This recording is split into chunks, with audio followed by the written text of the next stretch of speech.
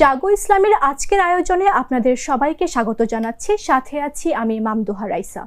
আজকে আমাদের সাথে উপস্থিত আছেন ড্যাফোডিল ইন্টারন্যাশনাল ইউনিভার্সিটির লেকচারার মার্দিয়া মমতাজ। আমাদের আজকের আলোচনার বিষয় নারীর কর্মজীবন ও ইসলাম। স্বাগত আপনাকে, কেমন আছেন? ভালো আছি। আসসালামু আলাইকুম। আপনার কাছে শুরুতেই যদি একটু জানতে চাই যে নারীর কর্মজীবন সম্পর্কে, ইসলামে কি নারীর কর্মে আসতে কোনো বিধিনিষেধ রয়েছে? আপনাকে ধন্যবাদ এবং জাগো নিউজকে ধন্যবাদ জানিয়ে শুরু করছি। আসলে ইসলামের বিধানগুলোর একটা বেস লাইন হচ্ছে যে এখানে মানুষের শারীরিক, মানসিক, আধ্যাত্মিক সব ধরনের নিরাপত্তার নিশ্চিত করার একটা ব্যাপার থাকে। বিধিনিষেধগুলো এরকম না যে এটা শুধু নিষেধের জন্য নিষেধ। এটা এই জন্য যে প্রত্যেকটা মানুষ যেন মানুষ হিসেবে তার যে করণীয়গুলো সেগুলোও করতে পারে, কিন্তু একই সাথে তার নিরাপত্তা, সুস্থতা এবং অন্যান্য মঙ্গল যেন সাধিত হয়, এরকম একটা ব্যাপার থাকে। তো এখন যদি দেখি কর্মজীবনে মূলত যে কোনো ধরনের হালাল কাজ সেটা নারী পুরুষ সবার জন্য অনুমোদিত। নারীর জন্য অনুমোদিত কাজ, কিন্তু কখনো কখনো এরকম হয় যে একটা কর্মক্ষেত্রের পরিবেশ ভালো না বলতে এটা নারীর জন্য বা পুরুষের জন্য শারীরিক, মানসিক কিংবা আধ্যাত্মিক কোনো ক্ষতির কারণ হতে পারে। তখন ইসলাম সেই জায়গায় কোনো জায়গায় নিরুৎসাহিত করে, কোনো জায়গায় নিষেধ করে। যেমন একটা জায়গায় এমন একটা জিনিস উৎপাদিত হচ্ছে যে জিনিসটা খাওয়া হারাম, সেই জায়গাটাতে নারী পুরুষ কেউ চাকরি করবেন না, তাই না? আবার এমন হতে পারে যে একটা জায়গার কাজের পরিবেশটা এরকম, আপনি জানেন যে আমাদের দেশে গার্মেন্টস সেক্টরে কাজের পরিবেশটা এরকম যে এখানে দীর্ঘক্ষণ বসে থাকার কারণে মানুষের শারীরিক সমস্যা হতে পারে। সেখানে হয়তো ইসলাম যার মাথায় থাকবে সে চিন্তা করবেন যে আমি আমার এমপ্লয়ি যে তার জন্য এমন একটা পরিবেশ তৈরি করব যে এখানে তার কোনো শারীরিক মানসিক সমস্যা হবে না। এটাই ইসলাম। ইসলাম আলাদা কোনো সিস্টেম দেয় না যে এই কর্মক্ষেত্রটা ভালো, এই কর্মক্ষেত্রটা খারাপ। ব্যাপারটা হচ্ছে এটা। তো এটা চিন্তা করলে আসলে নারীর জন্য জায়গাগুলো আরেকটু সেন্সিটিভ, তাই না? আমরা অনেক সময় দেখি যে সংবাদ মাধ্যমে যারা আপনারা কাজ করেন তাদের জন্য রাতে কাজ করতে হয় অনেক সময়। আবার ধরেন ওই যে একটু আগে বললাম প্রলংড ওয়ার্কিং আওয়ার যাদের থাকে, অথবা কারো এরকম হতে পারে যে কাজগুলো খুবই ঝুঁকিপূর্ণ। তো সেই সব জায়গায় নারীকে বলা হয় যে এক্সট্রা প্রিকশন সহ যদি তুমি যেতে পারো তাহলে ঠিক আছে, অথবা যে এমপ্লয়ার তাকে বলা হবে ইসলাম যদি সে মানে সে এটা ব্যবস্থা করবে, আর না হলে সে ওইটা ব্যবস্থা করে এরপরে সে একজন নারীকে রিক্রুট করবে। আচ্ছা, ঠিক আছে। তো এখানে শুধু নারীর জন্য নিষেধ এরকম কোনো বিষয় আমার জানা নেই। আরেকটু যদি জানতে চাই যে ইসলামের দৃষ্টিতে আসলে নারীর কর্মজীবনে অংশগ্রহণের মূল উদ্দেশ্যটা আসলে কি হওয়া উচিত? আসলে যে কোনো মানুষের সে কেন সার্ভিসে আসে, তাই না? একটা হালাল ইনকাম, তাই না? জি। তো এটাকে মাথায় রেখে যদি কেউ কর্মজীবনে আসেন তাহলে তো ক্ষতি নাই, সে নারী হোক বা পুরুষ হোক। এখন আমাদের দেশে আমরা যেটা দেখি যে সাধারণত ধরা হয় যে সাধারণভাবেই ইসলাম পুরুষের ওপরে সংসারের জীবিকা নির্বাহের ভারটা দিয়েছে। তার মানে কিন্তু এটা না যে নারীকে নিষেধ করা হয়েছে, বরং নারীর জন্য এখানে সুযোগ কেন বেশি যে সে ইনকাম করতে পারবে, সে ওয়ার্কফোর্সে আসতে পারবে, কিন্তু তার খরচের জায়গাটাতে তার উপরে বাধ্যবাধকতা কম। আচ্ছা, সে সংসারের জন্য, নিজের সংসারের জন্য খরচ করতে বাধ্য না। আমরা দেখি অনেক সময় এরকম হয় যে বাবা মাকে একটা মেয়ে দেখাশোনা করছে, এমনও হয় যে তার হাজবেন্ড হয়তো সাথে নাই, সে নিজেই তার বাচ্চাদেরকে দেখাশোনা করছে। অসংখ্য পরিবার আমরা দেখেছি, তাই না? সেটা একেবারে যদি গ্রামে দেখেন যে হাঁস মুরগি লালন পালন করে বাচ্চাদেরকে পড়ালেখা করাচ্ছে, বাচ্চাদের পাতে একটু ভালো খাবার তুলে দিচ্ছে, তার জন্য তো এটাও কর্মজীবন। কেউ ধানের কাজ করছে, ঘরে বাইরে যে কোনো জায়গায়। তো সুতরাং আমার মনে হয় যে এখানে মূল স্পিরিটটা হচ্ছে আমি একটা হালাল ইনকাম চাই, এবং অর্থকে যদিও আমাদের দেশে বলি আমরা, একটা প্রবাদ আছে যে অর্থই অনর্থের মূল, কিন্তু আসলে অর্থ ছাড়া তো ভালো কাজও করা যায় না, তাই না? এবং আমরা যদি একটু রাসূল সাল্লাল্লাহু আলাইহি সাল্লামের উদাহরণ দিই, তার স্ত্রীদের মধ্যে একজন নিজের হাতে কোন ধরনের একটা কারুশিল্প করতেন এবং তিনি সেটা বিক্রি করতেন। সেই অর্থটা দিয়ে উনি মানুষকে সাহায্য করতেন, নিজেরও প্রয়োজন মেটাতেন এবং রাসূল সাল্লাল্লাহু আলাইহি সাল্লাম যখন মারা যান তখন উনি বলেন যে তোমাদের মধ্যে, তার স্ত্রীদের মধ্যে যার হাত সবচাইতে লম্বা সে সবার আগে আমার সাথে মিলিত হবে, মানে সে সবার আগে মারা যাবে। তো এটার ইঙ্গিতটা এমন ছিল যে উম্মুল মুমিনিনরা, আমরা তো জানি তাই না, রাসূল সাল্লাল্লাহু আলাইহি সাল্লামের স্ত্রীদেরকে উম্মুল মুমিনিন বলা হয়, মুমিনদের মা। তো ওনারা অবসর সময় নিজেদের হাত মাপতেন যে দেখি তো কার হাত লম্বা। আচ্ছা। কিন্তু দেখা গেল সবার আগে কে চলে গেলেন? সেই উম্মুল মুমিনিন যিনি দান করতেন বেশি। তাহলে এইটাকে আসলে এত বেশি উৎসাহিত করা হয়েছে। এবং এখান থেকে আমরা আরেকটা জিনিসের ইঙ্গিত পাই যে এমন না যে আমার হাজবেন্ড আছেন কিন্তু আমি ইনকাম করব না, এটাকে আসলে আমরা অনেক সময় ইসলাম বিরোধী কাজ মনে করি। যে হাজবেন্ড তো আছেই, সংসারে পয়সা দিবে, তোমার দরকার কি?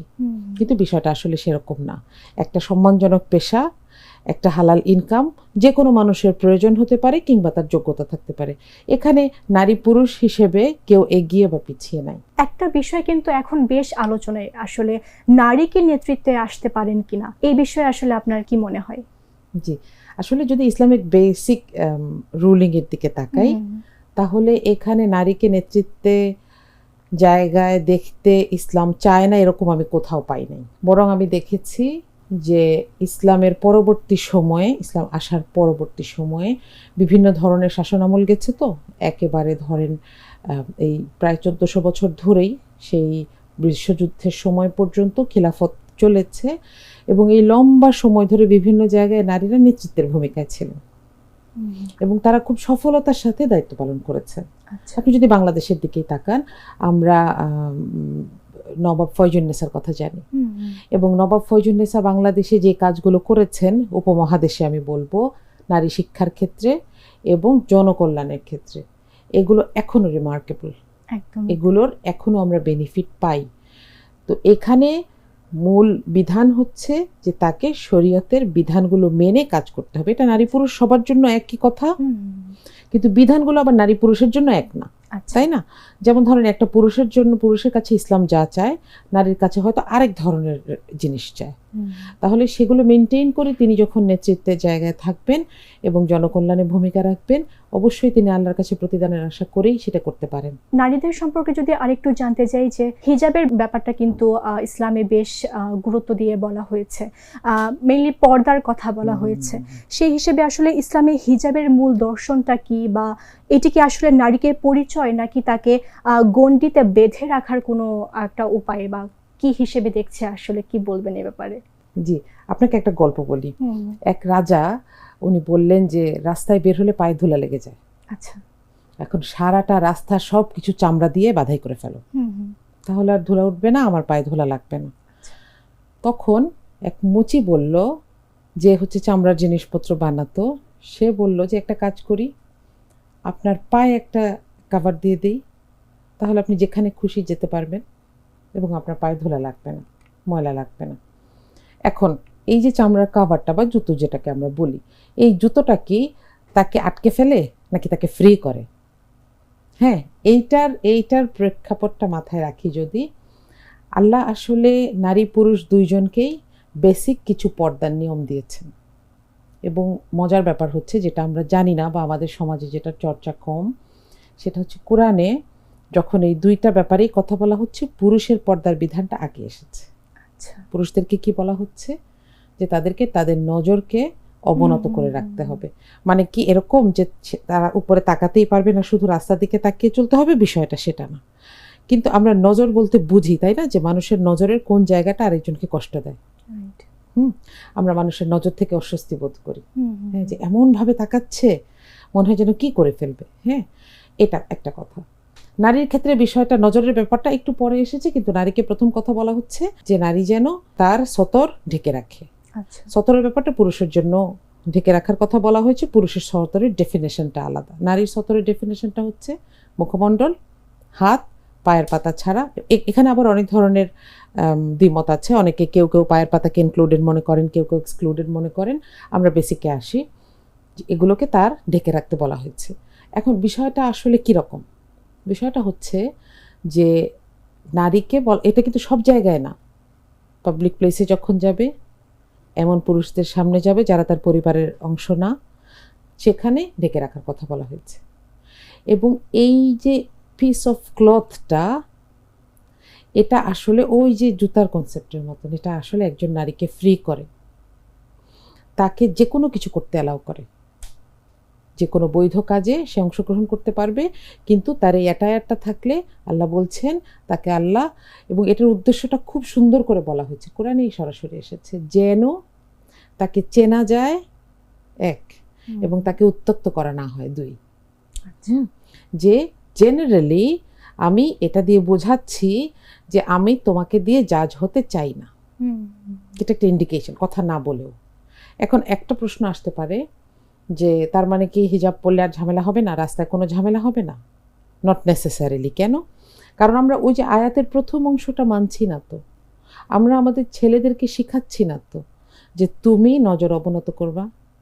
আমাদের ছেলেদের এই ট্রেনিং দরকার না? আমরা একটা ছোট বাচ্চা মেয়েকেও শিখাচ্ছি যে এখন তোমাকে পাজামা পরতে হবে, এখন তোমাকে একটু কোটি পরতে হবে, এখন তোমাকে একটা বড় ওড়না পরতে হবে। কিন্তু একই সাথে যখন আমি আমার সোসাইটিতে ছেলেদেরকে এটা শিখাবো না যে how to treat women with their eyes, with their hands, with their tongue. আমরা কিন্তু এখন শুধু এখন না, আসলে অনেক আগে থেকেই কিন্তু এই জিনিসটা হয়ে আসছে যে পরিবারে সম্পত্তি নিয়ে একটি দ্বন্দ্ব। আমরা কিন্তু প্রায় ইসলামে, আসলে ইসলাম কি বলে যে ইসলামের ছেলে এবং মেয়ের যে সম্পত্তি ভাগাভাগি নিয়ে যে আসলে কি নিয়ম আছে, এবং এটি নিয়ে এত বিতর্ক কেন? না দেখেন, বিতর্ক তো করতে চাইলে করাই যায়। দেখেন, কেউ কি এটা নিয়ে বিতর্ক করে যে হিন্দু মেয়েদেরকে যে একটুও সম্পত্তি দেওয়া হয় না, তাই না? আমাদের সমাজে এই প্রশ্নগুলো আসে না। এমনকি একটা হিন্দু মেয়েকে সম্পত্তি দেওয়া হবে না বলে তাকে বিয়ের সময় কিছু রিচুয়ালের মধ্য দিয়ে যেতে হয়। তাকে অ্যাবনর্মাল একটা যৌতুকের চাপ তার বাবার উপর দিয়ে তারপর যেতে হয়, তাই না? কারণ সে তো ওই যে সম্পত্তি পাবে না। এখন সমস্যাটা হয় যে মেয়েটার ভাইটা গরিব, বাবাটা গরিব, তাকেও যৌতুক দিতে হবে, এই রিচুয়ালের কারণে তাকে এটার মধ্যে দিয়ে যেতে হয়। আপনি দেখবেন যে হিন্দু মেয়েদেরকে একটা কাজ করতে হয় যে একটা বাটিতে চাল নিয়ে এটা পিছনে ফেলে দিতে হয়, তাই না? ঋণ পরিশোধ। হ্যাঁ, যে আমি ঋণ পরিশোধ করে। আমার খুব ভালো লাগছিল, আমি একটা ভিডিওতে দেখছিলাম, একটা মেয়ে বলে কই না, আমি এটা দিব না, তো এটা আমি করবো না। এত সহজে ঋণ পরিশোধ হয়? আমার বাবা আমাকে 21 বছর পর্যন্ত লালন পালন করে তারপর বিয়ে দিচ্ছে, আমি ঋণ পরিশোধ করবো না, এই বাড়িতে আমি আবার আসবো। এবং বিয়ে দেওয়ার সাথে সাথে মেয়েটাকে এক ধরনের সম্প্রদান যেহেতু বলে, তাই না, কন্যা সম্প্রদান বিক্রি করে দেওয়া হচ্ছে। অন দ্য আদার হ্যান্ড, আমি কিন্তু এখানে কোনো ধর্মের নিন্দা করতে বসি নাই, আমি আপনাকে তুলনামূলক সিনারিও বলছি। ইসলাম কি বলছে যে ইউ আর নেভার সোল্ড, বরং একটা মেয়ে তার নামের সাথে মৃত্যু পর্যন্ত তার বাবার নাম রাখতে হবে, তাই না? সে তার বাবার পরিচয়ে পরিচিত হবে, হাজবেন্ডের নাম লাগানোর কোনো প্রয়োজন নাই। দেখেন, তাহলে এখানে বিয়ের অর্থ হচ্ছে একটা চুক্তি, একটা সামাজিক চুক্তি, যেটা দিয়ে সে একটা নতুন পরিবার তৈরি করবে। আসি সম্পত্তির কথায়। সম্পত্তির ব্যাপারটা হচ্ছে এরকম যে এখানে নিয়ম করা হচ্ছে যে ভাই বোন দুজন যদি থাকে বা একাধিকজন থাকতে পারে, ভাইয়েরা যতটুকু পাবে বোন তার অর্ধেক পাবে। আপনি যদি শুধু মাইক্রো লেভেলে শুধু এইটুকুর দিকে তাকান, আপনার মনে হবে কি বৈষম্য, মেয়েটা কেন কম পাচ্ছে। কিন্তু আমরা যদি ফুল সিনারিওটা দেখি, ইসলাম তো একটা প্যাকেজ হিসেবে আসে, তাই না? আমরা যখন একটা শার্ট কিনি, আমরা সেটার বোতামটাও কিনি। আমি দোকানে গিয়ে যদি শুধু বলি যে আমাকে শুধু বোতাম দেন, আমার বোতামটা ভালো লেগেছে, এটা তো হয় না। কিন্তু আমরা ইসলামের ক্ষেত্রে এরকম শপিং করি, যে জায়গাটা আমার ভালো লাগে আমি শুধু সেইটা পালন করি। এটার সাথে সাথে ইসলাম পুরুষকে যেহেতু ডাবল দিয়েছে, পুরুষের সাথে অনেকগুলো কাজও দিয়েছে। এই মেয়েটা যদি কখনো তার ভাইয়ের কাছে ফেরত আসে, তার বৈবাহিক সম্পর্কের পরে যে কোনো ঝামেলার কারণে, তার ভাই তাকে লুক আফটার করতে বাধ্য। একই সাথে একজন পুরুষকে সে যখন বিয়ে করবে, সে একটা পরিমাণের অর্থ তার স্ত্রীকে দিতে বাধ্য। এরকম কোনো অর্থনৈতিক বাধ্যবাধকতা একটা মেয়ের নাই। আপনি যদি হিসাব করেন, তাহলে মেয়েরা ফিনান্সিয়ালি বেশি বেনিফিটেড, কারণ তার পাওয়ার জায়গাগুলো সুন্দর করে তৈরি করে দেওয়া, কিন্তু তার খরচ করার বাধ্যবাধকতাগুলো নাই। এমনকি একটা স্ত্রী তার ফ্যামিলির জন্য খরচ করতেও বাধ্য না, তার সঞ্চিত অর্থ থেকেও। ধরেন সে তার বাবা থেকে পেলো, মা থেকে পেলো, হ্যাঁ, এগুলো যদি আমরা চিন্তা করি একটা টোটাল সিস্টেম হিসেবে, ম্যাক্রো লেভেলে চিন্তা করি, তখন কিন্তু এই সিস্টেমটাকে আর বৈষম্যমূলক মনে হবে না। কিন্তু আমাদের এটা নিয়ে জানাশোনা কম, গবেষণা কম, এবং আমরা ইসলামের ভুল বের করার জন্য আসলে এত ফোকাসড, আমরা অন্য ধর্মের মেয়েদেরকে একটু লুক আফটার করি না, একটু দেখাশোনা করি না, একটু তাদেরকে নিয়ে কথা বলি না। এখন দেখেন বাংলাদেশ এমন একটা জায়গায় এসেছে, আইনের মাধ্যমে হিন্দু মেয়েদের সম্পত্তির নিশ্চয়তা ঠিক করা হয়েছে আইনে, কিন্তু ওই যে কাজের গরু সেটা কিন্তু গোয়ালে নাই, শুধু কিতাবেই আছে, সেটার বাস্তবায়ন নাই। সেই হিসেবে ইসলাম যে সিস্টেমটা বলে সেটাকে যদি আমরা বাস্তবায়ন করতে পারি তাহলে আমরা দেখব, এবং এটা একদম খাতা কলমে হিসাব করে বোঝানো যাবে যে একটা মেয়ে বেশি বেনিফিটেড হয় কারণ সে বেশি ভালনারেবল, রাইট? খুবই সুন্দর করে আপনি সবটুকু বিশ্লেষণ করলেন। আর একটু যদি জানতে চাই যে কোনো নারী যদি পুরো ইসলাম মেনে কর্মজীবন সাজাতে চায় তাহলে তাকে আপনি কি পরামর্শ দেবেন? আচ্ছা, জায়গাটা হচ্ছে যে আমি চেষ্টা করি, আমি যদি ব্যক্তিগত জীবন থেকেই বলি, আমি চেষ্টা করি ইসলামকে জানার, মানার সাথে সাথে আমার প্রফেশনাল এক্সেলেন্স কিংবা আমার ক্যারিয়ার নিয়েও আমার চিন্তা আছে। এই জায়গাটাকে যদি কেউ একসাথে চিন্তা করে যে দুইটাকে কিভাবে কম্বাইন করব, প্রথম কথা হচ্ছে যে আমি যখন ক্যারিয়ার বাছাই করেছি তখন আমি এটা চিন্তা করেছি, আমি ইঞ্জিনিয়ার, হ্যাঁ, এবং সিভিল ইঞ্জিনিয়ারিং এমন একটা চাকরি বা এমন একটা কাজ যেটা হচ্ছে যে একেবারে সমাজের সাধারণ পর্যায়ের মানুষের সাথে মেলামেশা করতে হয়। তো আমার এখানে সবসময় একটা চিন্তা থাকে যে আমার নিরাপত্তার চিন্তাটা করতে হবে আমি যখন জবে এসেছি।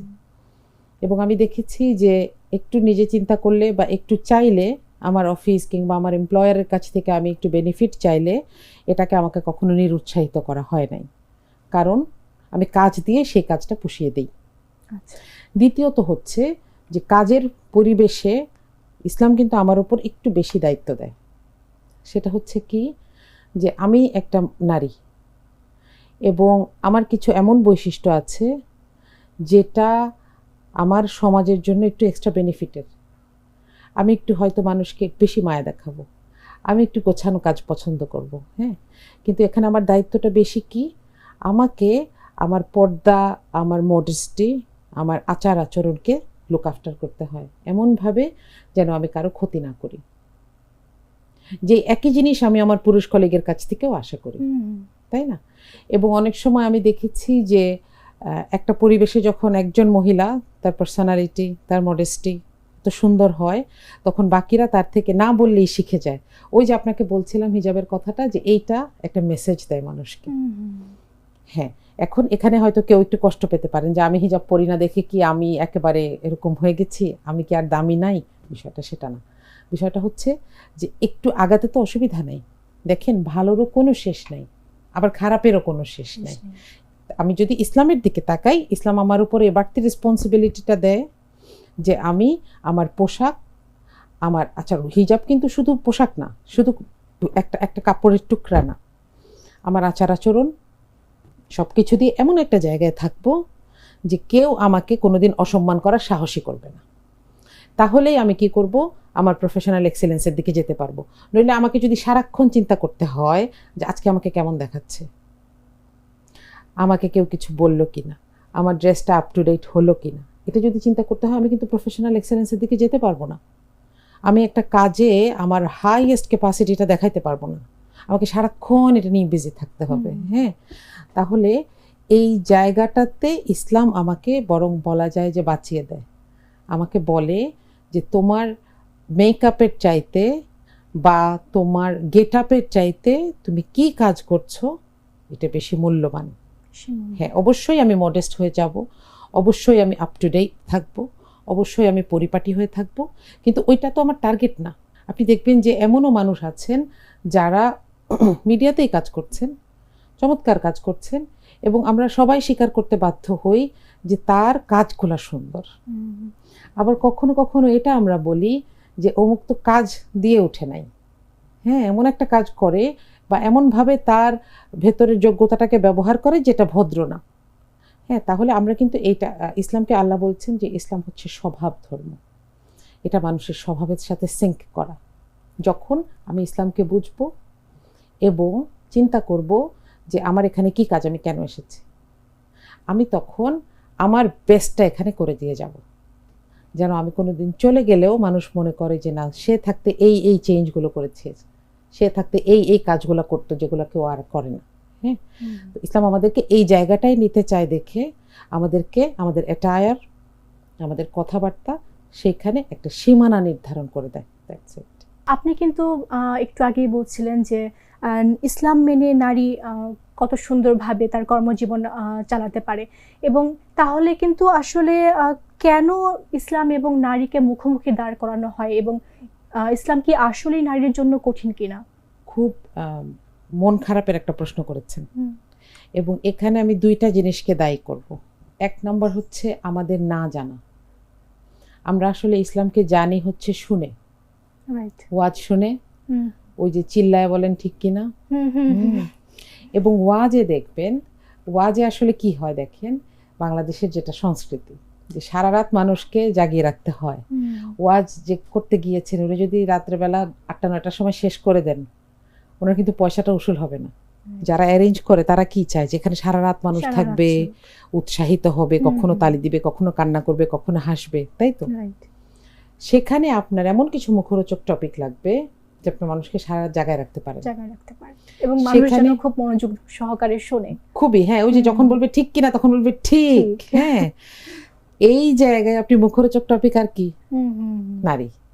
এবং প্যাথেটিক হচ্ছে ওখানে কোনো নারী উপস্থিত নাই, নারীর প্রবেশাধিকার নাই। হ্যাঁ, কিছু মাইক লাগায় রাখে, তো ওইটা আসলে মনোযোগের চাইতে অত্যাচার বেশি, তাই না? আমি যখন একটা কিছু দেখতে পাচ্ছি না, আমার ঘাড়ের উপর একটা জিনিস বাজাচ্ছে, আমি কতক্ষণ মনোযোগ রাখবো? কেউ শুনে না। কিন্তু ওখানে রুলিং গুলা হচ্ছে সব নারীকে নিয়ে। একদমই তাই। পুরুষকে শেখানো হচ্ছে নারীর কি করানো উচিত, নারীর কি করা উচিত, তাই না? খুব হাস্যকর কথা। তো এই জায়গাগুলো থেকে যখন আমরা ইসলামকে শিখি, তখন আমরা মনে করি যে ইসলাম মনে হয় নারীকে পছন্দ করে না। অথচ আপনি যখন কোরআন পড়বেন, বিশেষ করে আমি বলবো যে সূরা বাকারার শেষ 100 আয়াত কিংবা সূরা নূর কেউ যখন পড়বেন, অথবা সূরা নিসা কেউ যখন পড়বেন, তার মনে হবে যে কোরআন তো নারীকে আপলিফট করে এখানে রেখেছে, তুলনাই হয় না। কিন্তু আমরা যখন মানুষের মুখ থেকে শুনি, সে তার পারসেপশন সহ আমার কাছে আসে। এবং এই জন্যই আল্লাহ কোরআনের প্রথম যে আয়াতটা নাজিল করেছেন সেটা হচ্ছে নামাজ পড়ো না, কিন্তু পড়ো। কেন?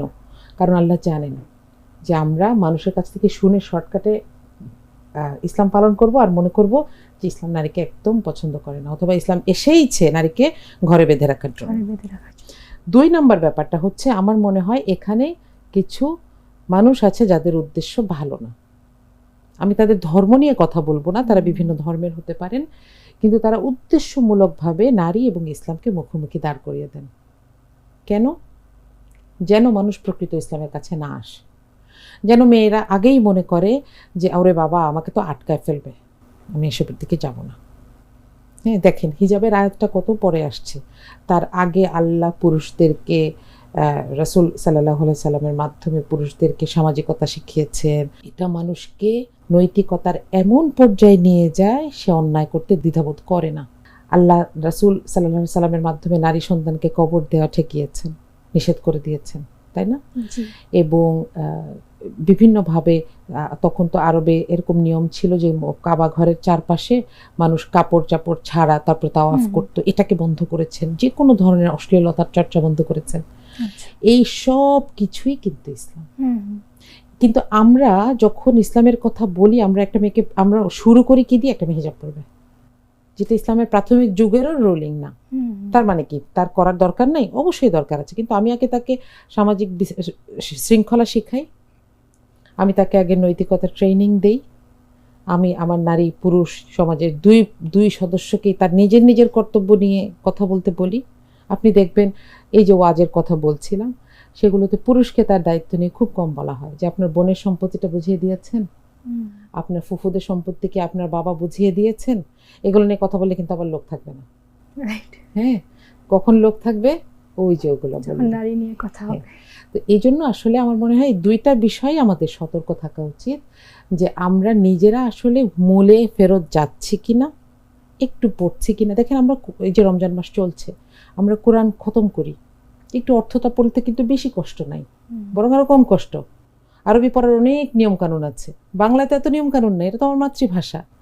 আলহামদুলিল্লাহ আমাদের দেশে এখন পথে পথে আপনি একটা কোরআনের অনুবাদ খুঁজে পাবেন, একটু পড়েন, দেখবেন যে এখানেই আমরা আসলে জানতে পারবো যে আমাকে আসলে কোন জায়গায় রাখা হয়েছে। আর দ্বিতীয়ত হচ্ছে আমাদের সেই মানুষগুলো থেকে সচেতন থাকতে হবে যারা ইন্টেনশনালি নারীকে এবং ইসলামকে মুখোমুখি দাঁড় করিয়ে দেয়। বৈবাহিক সহিংসতা সম্পর্কে আসলে ইসলাম কি বলে, এবং এক্ষেত্রে আসলে নারীর করণীয়টা কি, বা ইসলামের আসলে এই দিক থেকে আইনটা আসলে কি? বৈবাহিক সহিংসতার সবচাইতে বড় ভিকটিম হচ্ছে আমাদের দেশে নারী, তাই না? বা পৃথিবীর যে কোনো দেশে। এবং আপনি খেয়াল করবেন যে এইটাকে এক ধরনের চাপিয়ে দেওয়া হয় যে শুধু মুসলমানরাই সম্ভবত এই কাজটা করে, কিন্তু আসলে কিন্তু ঘটনা সেটা না। ডোমেস্টিক ভায়োলেন্সের কথা যদি আপনি দেখেন, এবং অনলি ফ্রম দ্য হাজব্যান্ড, সেটা পৃথিবীতে এখন সামাজিক সমস্যাগুলোর মধ্যে 3 বা 4 নম্বরে আছে। হ্যাঁ, এবং আমরা দেখেছি না, এখানে আমেরিকায় বিভিন্ন ধরনের প্রচারণা আছে যে 999-এ কল দেওয়া যায়, অথবা তাদের একটা সিগন্যাল আছে, এরকম করে একটা সম্ভবত এরকম একটা সিগন্যাল দেয় যে আমি বিং ডোমেস্টিক্যালি ভায়োলেন্সের শিকার হচ্ছি। এটা আসলে দুনিয়ায় আছে। ইসলাম এটাকে কিভাবে অ্যাড্রেস করে? প্রথম কথা হচ্ছে যে ইসলাম কখনোই কোনো মানুষকে এই অধিকার দেয় না যে সে আরেকজনকে শারীরিকভাবে আঘাত করবে, এবং যদি সে করে এটার জন্য তাকে শাস্তির মুখোমুখি করা যাবে। যে একটা মেয়ে কিংবা ক্ষেত্র বিশেষে এরকমও হতে পারে একজন পুরুষ, সেও এই অভিযোগ করতে পারে যে আমাকে শারীরিকভাবে আঘাত করেছে, আমি এটার প্রতিবিধান চাই। হয়তো সে একটা ক্ষতিপূরণ দিল, যে কোনো ড্যামেজের ক্ষেত্রে। কারণ আপনাকে তো আদালতের সামনে দেখাতে হবে, তাই না, যে এই মেয়েটাকে তার হাজবেন্ড আঘাত করেছে বা এই লোকটাকে তার স্ত্রী আঘাত করেছে। দ্বিতীয়ত হচ্ছে ডোমেস্টিক ভায়োলেন্স আসলে যারা এখানে হাত ওঠানোর অভ্যাস থাকে তারা কিন্তু আসলে এইটাকে খুব কমই রেজিস্ট করতে পারে। সেক্ষেত্রে একটা মেয়ে যদি মনে করে যে আমি তার সাথে আর কন্টিনিউ করব না, এটার চাইতেও আরও অনেক সিম্পল কারণেও কিন্তু সে ডিভোর্স চাইতে পারে এবং সে ডিভোর্সের দিকে যেতে পারে। এটাতে কেউ তাকে এটা জিজ্ঞেস করার রাইট নাই যে তুমি কেন থাকবা না। সে শুধু এটুকুই বলতে পারে যে আমার ভালো লাগে না, বা সে আমাকে এটা করেছে। এখন আমাদের দেশে এটা তো খুব সহজে বললাম, এটা হচ্ছে ইসলামের দেওয়া প্রভিশন বা রুল। আমাদের দেশে এটা হয় না কেন? আমাদের দেশে আমরা উপমহাদেশীয় সংস্কৃতি দিয়ে খুব বেশি প্রভাবিত। তো আমাদের দেশে একটা কথা বলে না যে মেয়ে মানুষের বিয়ে একবারই হয়, একটু মানায় নাও। এগুলা কিন্তু ইসলামিক কথা না। এবং এই যে ভালো মেয়ে হয়ে থাকার একটা প্র্যাকটিস, এটাও একটা ইসলামিক প্র্যাকটিস না। ইসলাম আমাদেরকে শিখায় যে অন্যায়ের প্রতিবাদ করতে হবে। রাসূল সাল্লাল্লাহু আলাইহি সাল্লামের সময় এরকম হয়েছে, একজন এসে তাকে বলেছেন যে আমার হাজব্যান্ড এই আমার তাকে ভালো লাগে না, হয় আপনি তাকে একটু বলে দেন। এবং অভিযোগগুলো কেমন দেখেন, বলছে যে সে সারা রাত নামাজ পড়ে, সারা বছর রোজা রাখে, তাকে একটু বলে দেন। সে এটাতে ভয় পায় নাই যে এই যে অতি ধার্মিকতার ব্যাপারে আমি অভিযোগ করছি, রাসূল সাল্লাল্লাহু আলাইহি সাল্লাম যদি আমাকে বকা দেয় যে হ্যাঁ এগুলো তো ভালো কাজই, এটা সে ভয় পায় না, এবং রাসূল এই ব্যাপারে ব্যবস্থা নিয়েছেন। আবার একজন এসে বলেছেন যে আমার তাকে ভালো লাগে না, তাকে আমার সমকক্ষ মনে হয় না, আপনি ছাড়াছাড়ি করিয়ে দেন, করিয়ে দিয়েছেন। তাহলে এই ব্যাপারগুলো, এইটা হচ্ছে ইসলাম। কিন্তু আমরা যখন ওই কাজগুলো করি, একটা ভালো মেয়ের সংজ্ঞা দাঁড় করাই এবং এটা একটা মেয়ের উপর আরোপ করার চেষ্টা করি, এটাকে বরং আমি বলতে চাই যে এটা উপমহাদেশীয় সংস্কৃতি থেকে প্রভাবিত, এটা ইসলাম না। এবং আমরা কিন্তু যে সমান অধিকারের কথা বলি, নারী পুরুষের সমান অধিকার, এর আসলে বাস্তব প্রতিফলন কিন্তু আমরা আসলে সমাজে দেখতে পাই না। এবং ইসলামে কিন্তু নারীর অধিকার সম্পর্কে আরো বেশি বলা হয়েছে, উল্লেখ করা হয়েছে, এবং কিন্তু নারী কি আসলে সেই পুরো অধিকার কি আসলে পায়? কি মনে হয় আপনার? জি, এটা একটা কথা, ওই যে বলছিলাম না যে কাজের গরু কিতাবে থাকে, গোয়ালে থাকে না। হ্যাঁ, এখন এটাকে গোয়ালে নিয়ে আসার কাজ কার? আমার, আপনার, আমাদের সবার, তাই না? আমাদের যারা শাসন করছেন তাদের। ধরেন একটা এলাকা, একটা দেশে কারা শাসন করছেন, একটা দেশের বিচার ব্যবস্থাকে কারা নিয়ন্ত্রণ করছেন, কাজ করছেন সেখানে, এটা তো তাদের দায়িত্ব। এখন ইসলাম যেটা করতে পারে, এটা তো আমরা জানি না যে এটা একটা কোড অফ লাইফ। সে আমাকে কিছু বিধান দিয়ে দিবে। মনে করেন আমি বাংলাদেশের সংবিধানটা এনে প্রত্যেক দিন এটা ভিজায় ভিজায় পানি খাইলাম, আমি তো এটা থেকে কোনো বেনিফিট পাবো না যতক্ষণ না আমি এখানে পড়ব এবং সেটাকে আমি চাইবো, 1, 2 সেটাকে আমি এস্টাবলিশ করব। এখন ইসলামের ব্যাপারটাও আসলে সেরকম। আমি সারাদিন কোরআন পড়তে পারি, কিন্তু তার কারণে আমার সমাজে কোনো বাধ্যবাধকতা আরোপিত হয় না যে এটা নিজে নিজেকে বাস্তবায়ন করবে। আমাকে এটা বাস্তবায়ন করার জন্য চেষ্টা করতে হবে। আইন আদালত বলেন, সরকার বলেন, সোশ্যাল জাস্টিস সিস্টেম বলেন, সব জায়গায় আমাকে এটাকে ট্রেনিং দিতে হবে, ইনস্টল করতে হয়, তাই না? একটা অ্যাপকে ইনস্টল করতে হয়। আমি হোয়াটসঅ্যাপ পছন্দ করি, আমি একজনকে মেসেজ পাঠাতে চাই, কিন্তু আমি আমার ফোনে সেটাকে ইনস্টল করি নাই, তাহলে তো আমি সেটাকে ইউজ করতে পারবো না। এই মুহূর্তে যদি কোনো নারী তার সাফল্য নিয়ে এগিয়ে যেতে চায়, ইসলামে আসলে তার জন্য কি দিক নির্দেশনা রয়েছে এবং কর্মজীবনে নারীদের আসলে আপনি কি পরামর্শ দিবেন? দেখেন, আমি প্রথমত একটা নারীকে বলতে চাই যে নিজের মূল্য বুঝতে হয়। সব নারী জীবনের সর্বসময় কর্মজীবনে থাকেন না, তাই না? এখানে বিভিন্ন ধরনের ঝামেলা থাকে, বিভিন্ন ধরনের ডিফিকাল্টির মধ্য দিয়ে যেতে হয়, সন্তান নিয়ে তাকে একটা স্ট্রাগলের মধ্যে দিয়ে যেতে হয়। আমার অনেক শ্রদ্ধেয় টিচারকেও আমি দেখেছি যে একটা বাচ্চা বড় হয়েছে অথবা দেশের বাইরে কোনো একটা জায়গায় চান্স পেয়েছে, সুন্দর সরকারি চাকরি ছেড়ে বাচ্চার সাথে চলে গেছেন।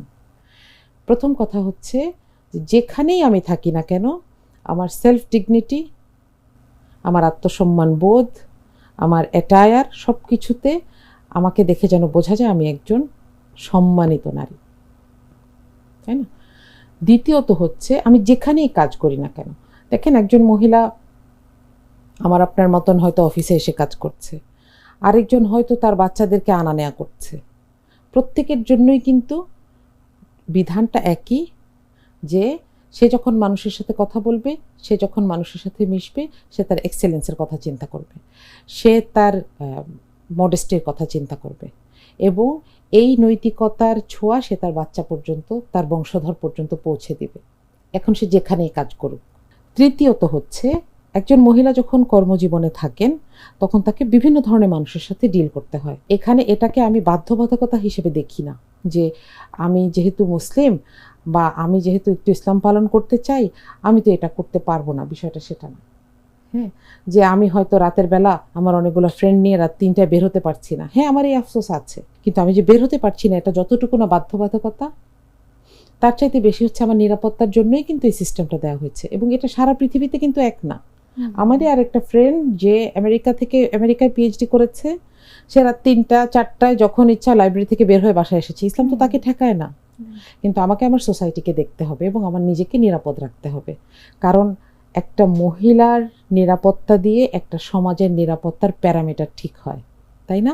যে আসলে এই সোসাইটিটা কত নিরাপদ, কতখানি সুস্থ, এটা বোঝা যায় একটা মহিলা কেমন আছে সেই সমাজে, এটা দেখে। তাহলে তো এটার কিছু দায় দায়িত্ব আমারও থাকে, আমারও উচিত এটাকে মেনটেন করা। এমন যদি হয় আমার কোনো কর্মক্ষেত্রে আমার রাত হচ্ছে, রেগুলার রাত হচ্ছে, অথবা আমাকে থাকতে হচ্ছে, ওভারস্টে করতে হচ্ছে, আমি তখন আমার কর্মক্ষেত্রে এটা চাইবো যে আমাকে ট্রান্সপোর্টের একটা ব্যবস্থা করেন। এমন হচ্ছে যে আমি আমার বাচ্চার থেকে লম্বা সময় ধরে দূরে থাকতে হচ্ছে, আমাকে আমার কর্মক্ষেত্রে চাওয়া উচিত যে এখানে একটা ক্রেশে করে দেন, আমি আমার বাচ্চাটাকে নিয়ে আসবো। কিন্তু এগুলোকে কম্প্রোমাইজ করে করে প্রফেশনাল এক্সেলেন্সের দিকে যেতে আমি নিজে চাই না, কারণ একটা বয়সে গিয়ে হয়তো আমাকে আফসোস করতে হবে, তাই না? আমি হয়তো আমার সন্তানের কিংবা আমার নিজের কোনো একটা হক নষ্ট করে ফেলছি, যেটা আমি অনেক পরে গিয়ে টের পাবো। তো সুতরাং যে কাজই আমি করি না কেন, একজন নারীর উপরে ইসলাম আসলে যে অধিকারগুলো দিয়েছে তার কাজ হচ্ছে সেগুলোকে চেয়ে নেওয়া এবং সেগুলোকে প্রতিষ্ঠিত করা। অসংখ্য ধন্যবাদ আপনাকে আমাদের সঙ্গে আলোচনায় যুক্ত থাকার জন্য। দর্শক, কথা বলছিলাম নারীর কর্মজীবন ও ইসলাম নিয়ে। আজ এ পর্যন্তই। সবাই ভালো থাকবেন, সুস্থ থাকবেন, সঙ্গেই থাকবেন জাগো নিউজে।